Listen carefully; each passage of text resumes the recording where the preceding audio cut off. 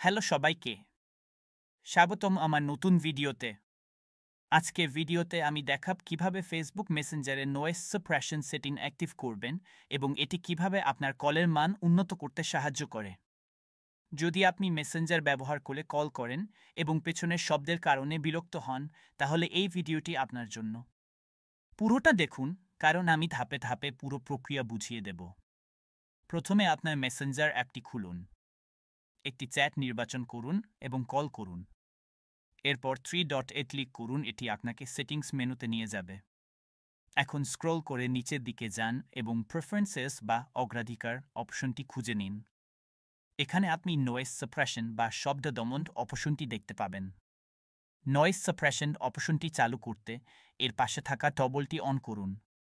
এটি চালু করলে আপনার কলের সময় পেছনের অপ্রয়োজনীয় শব্দ কমে যাবে এবং কথা আরও স্পষ্ট শোনা যাবে।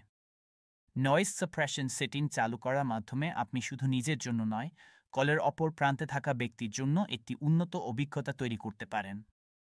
এটি বিশেষ করে কাজে লাগবে যখন আপনি রাস্তায়, বাজারে বা ঘরের ব্যস্ত পরিবেশে কল করছেন।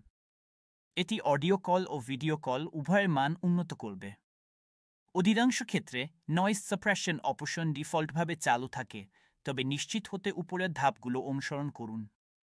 আশা করি এই ভিডিওটি আপনাদের জন্য উপকারী হয়েছে। ফেসবুক মেসেঞ্জার কলের সময় নয়েজ সাপ্রেশন ব্যবহার করে আপনার অভিজ্ঞতা কেমন ছিল তা অবশ্যই কমেন্টে জানাবেন। ভিডিওটি ভালো লাগলে লাইক করতে ভুলবেন না এবং আপনার বন্ধুদের সঙ্গে শেয়ার করুন যেন তারাও উপকৃত হতে পারে। চ্যানেলটি সাবস্ক্রাইব করতে ভুলবেন না, কারণ সামনে আরও অনেক দরকারি টিউটোরিয়াল আসছে।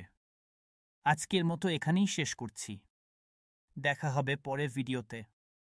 সবাই ভালো থাকুন। ধন্যবাদ।